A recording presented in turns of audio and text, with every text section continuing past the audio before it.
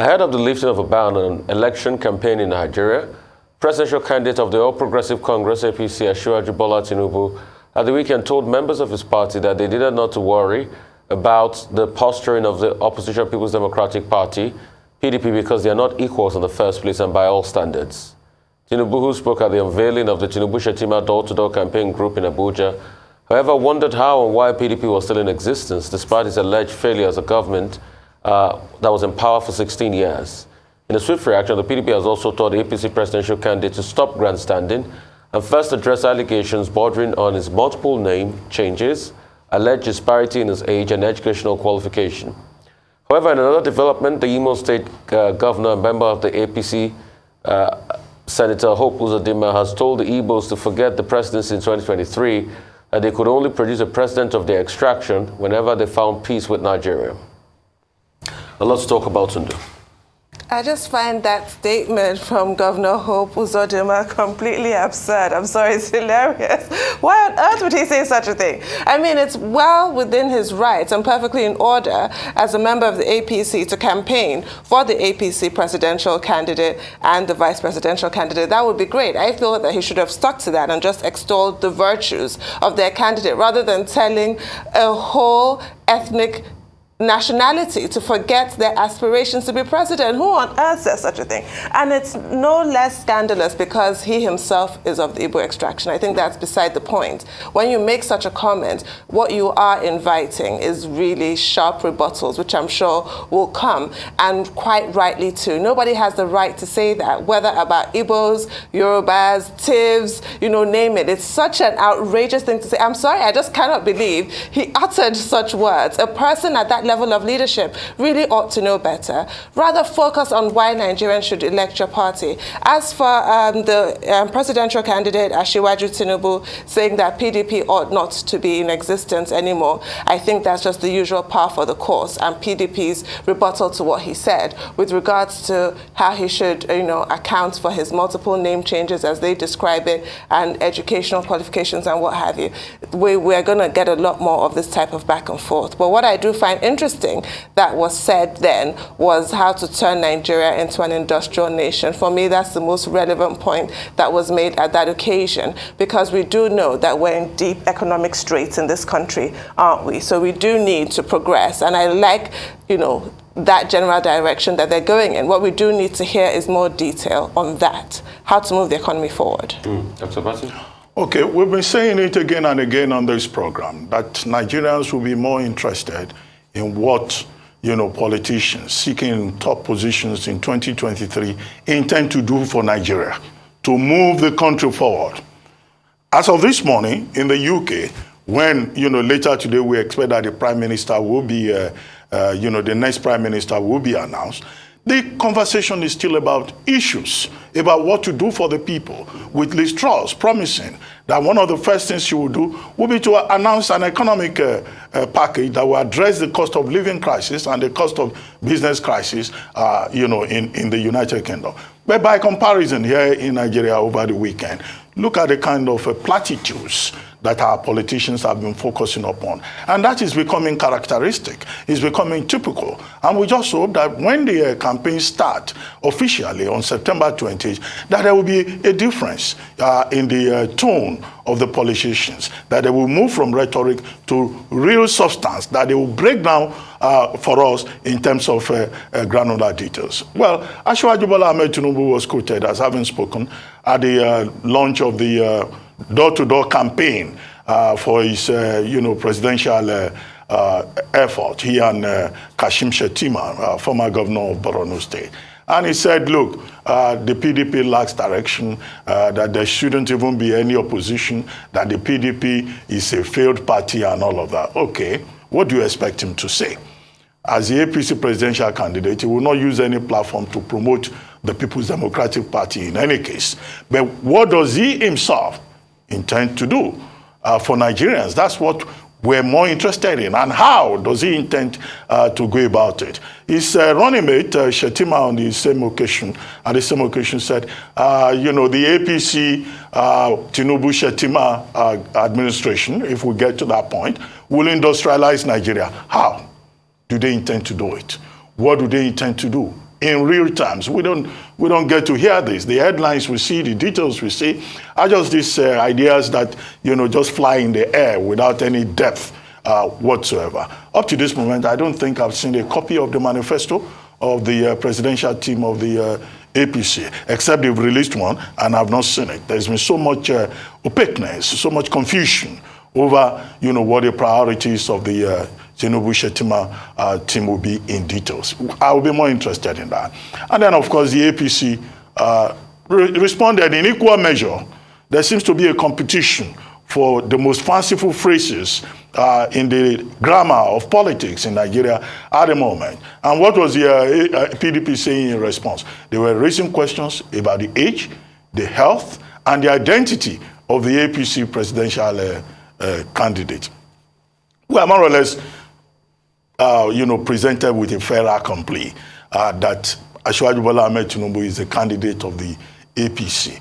The PDP should also engage us at the level not of abuse, not of attacks.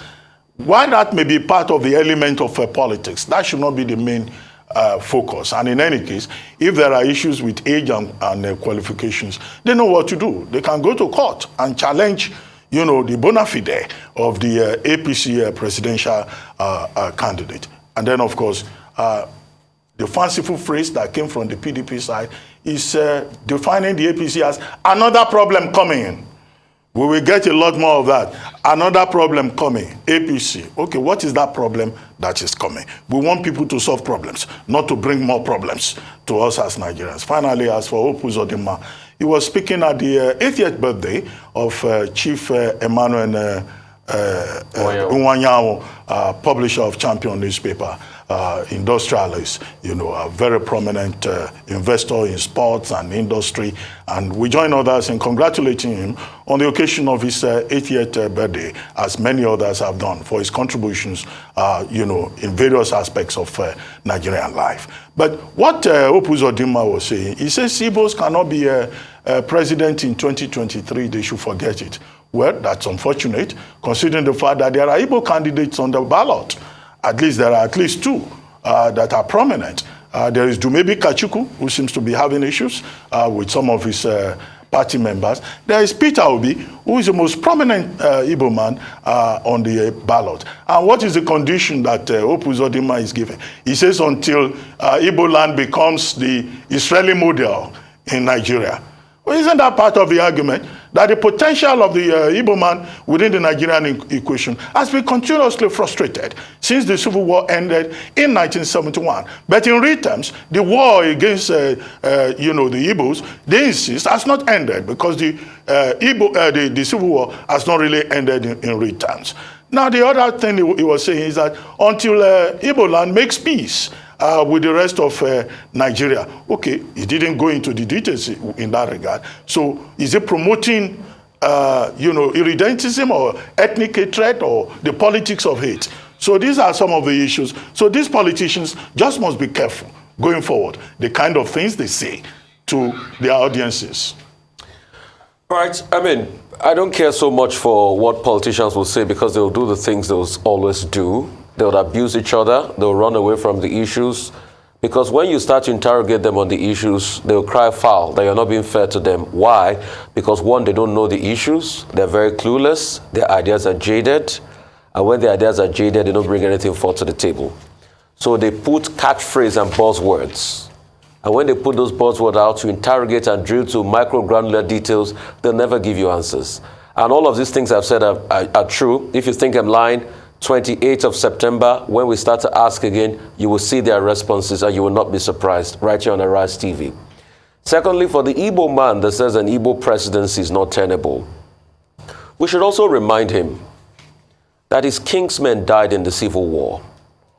And if he says his kingsmen that died have no rights to presidency, then he's saying that those that died in the Civil War probably died in vain. Because we even forget the terms of the Civil War. We forget in a hurry. Anyway, how are we going to remember when we have a country where they don't teach history in school? We forget that the marginalization complained about in the Civil War is still the marginalization happening today. We forget that it has taken over 40 years to complete the second Niger bridge. And these are the things the Igbo cry marginalization for. We forget that rail has been done in some other parts of the country, but no rail has been done in Igbo land. We forget that the Igbo people still complain of a debt of federal infrastructure. So if these people are complaining and they say Igbo presidency is the pathway for reassurance, and an Igbo man says nothing for you, that you have to make peace with Nigeria, then it speaks volumes of what the person said and who the person is. But you should remember that it is righteousness that exalts a nation.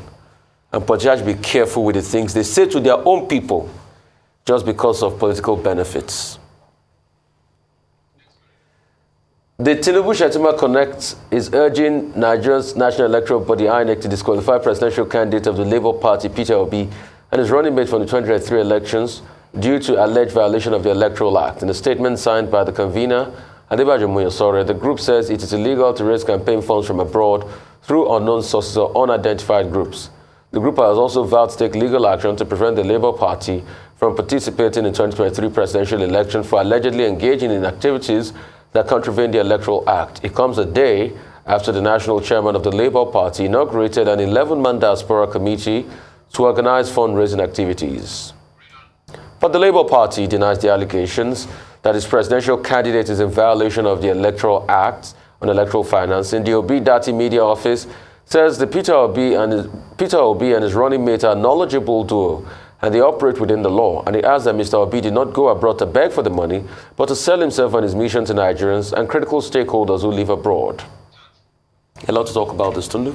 Well, you know, I welcome this scrutiny of campaign funds. I think it's extremely important because we have this unfortunate confluence, don't we, of politics, money, and corruption in this country. However, I hope that the scrutiny cuts right across the board and is not just restrained to the Labour Party trying to source funds from the diaspora or what have you, because right from the primaries, we saw or heard allegations of looted funds being used to sponsor the candidature of certain aspirants, and they use funds looted from certain states in Nigeria, and nothing was done about that. So I don't know why all of a sudden people are suddenly, you know, becoming armchair lawyers and scrutinizing the Electoral Act. But that they do that, I actually think is in order. We should not have laws that are not worth the paper they're printed on. If you have a law, it must be obeyed to the letter. And I think what that law is trying to prevent is some of the ugliness that we saw with the emergence of Donald Trump as President of America, with those allegations that lingered of Russian interference. And I think it's to protect our democracy. However, there's the letter and the spirit of the law. Those are two different things. Is the intent of the law to protect our democracy from fellow Nigerians just because they happen to reside abroad? I don't think so. But maybe what we need to do is some kind of an amendment down the line. But what the law says right now is quite clear. It does not give an exemption in any way that if you happen to have Nigerian citizenship, it's okay to contribute from abroad. You cannot remit funds from abroad to fund a political campaign. That is what our law says. The Electoral Act, Section 85 and Section 225, subsection 3 of the Constitution. However, I want that scrutiny to be extended as well to sections 86 of the Electoral Act, section 87, sections 88. How each political party must submit to INEC complete details of their source of funding. Even if individuals contribute to your campaign, they need to know the source of funding. That is also in the Electoral Act. Is that adhered to? As the campaign starts, we have there in black and white in the law that no presidential candidate should spend more than 5 billion naira. Is that going to be adhered to? Governorship, 1 billion, and so on and so forth. And there are actual penalties attached to this. They're fines and they're jail terms. So I want that scrutiny to cut across board. That's just my own issue with this, is not to just be, you know, restrained to that specific issue. Dr. Latin? Well, I think it's important to test the law, and it's good that crowdfunding, political crowdfunding, which is standard practice in places like the United States and also in some other African countries like Ghana and Kenya and South Africa, you know, is now an issue in Nigeria. And, well, it would be nice to test what the law says. Yes, Tundu has quoted the relevant sections of the law. Sections 224, 225 of the 1999 Constitution, which stipulates how you can source funds, and which says therein that, look, you cannot source funds from foreign sources, okay? But of course, the Electoral Act then, develops this further in terms of guidelines.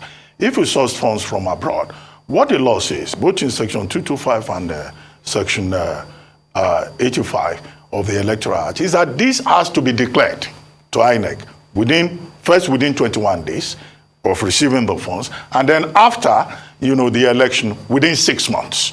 And this was an issue after the 2019 general election, with the political parties using all kinds of tricks to say they were still looking at their papers, they were not ready yet, and INEC kept reminding them to respect the law.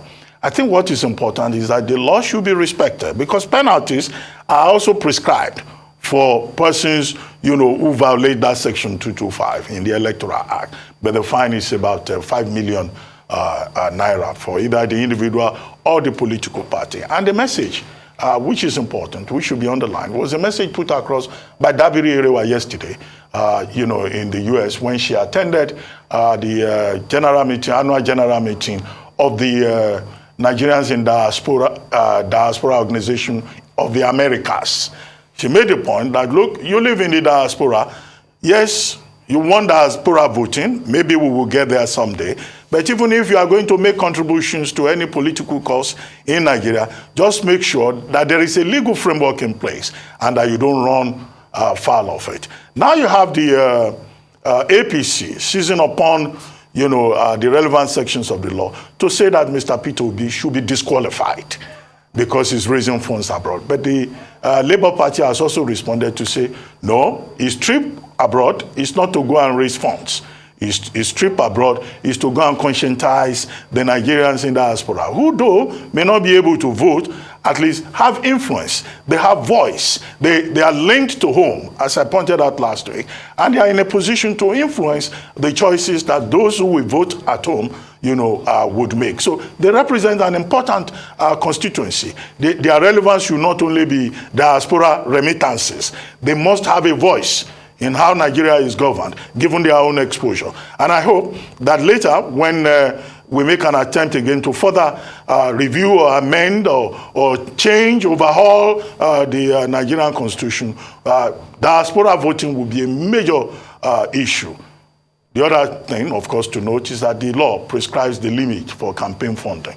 No individual can contribute more than 50 million naira. That's the cap, 50 million naira. Okay, that's talking about the legal framework. And a presidential candidate cannot raise or spend more than 5 billion naira. So these are the details that should be considered. And I like what Professor Patutomi said in announcing that in about 2 weeks, the crowdfunding portal of the Labour Party will be opened. And he made a point that when he ran for president in 2006, 2007, and later again, that he got funding from the diaspora.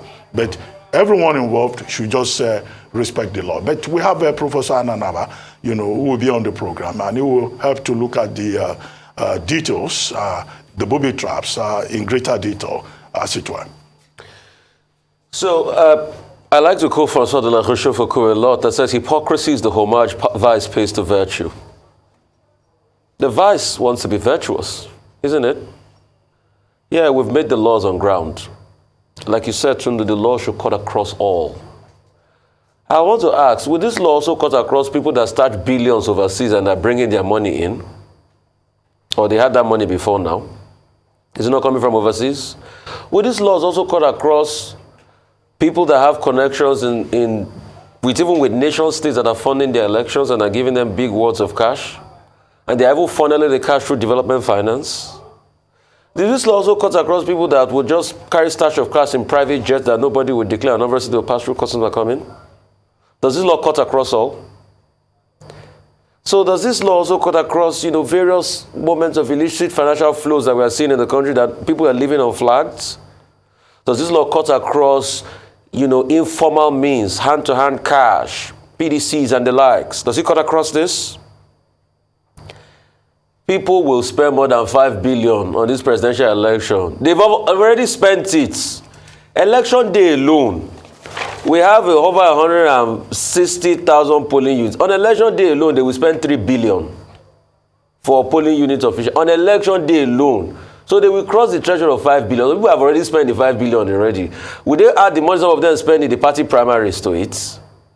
So they've already spent more than it. The question is, how will INEC enforce it? Do they even have the capacity to enforce it when the forces that be will bring their money in either ways? Is it today we want to lie to ourselves that we don't know that there's also foreign influence in our elections? That, you know, people that have partnership with various countries, they put in this money through different means, development finance. So like I said before, hypocrisy is the homage vice pays to virtue. We want to be virtuous. Yeah, there are laws on ground we need to follow. But those laws have been broken on ground. But it doesn't say that we should not act strong. And I think the strength of every law, apart from testing it in the courts, which is a good thing Dr. Bati said, is also the enforcement. Question is, who will enforce people when they bring in billions in their private jets, starch at the back, and their aides carried it in bags and they come? Who will enforce that? Who will enforce the money that go through hand to hand? This money is not going to be used for election financing. Did we see what election financing did to the dollar, Dr. Abati, during the party primaries alone? Didn't we see how the demand went up? So how much was collected in US dollar? Did INEC go after it? It's not just the EFCC we sent to go and check people. That even made me laugh so much, because we are going to check delegates at the center. Do you think the delegates will bring the dollar to the center? They will be sharing? It is well.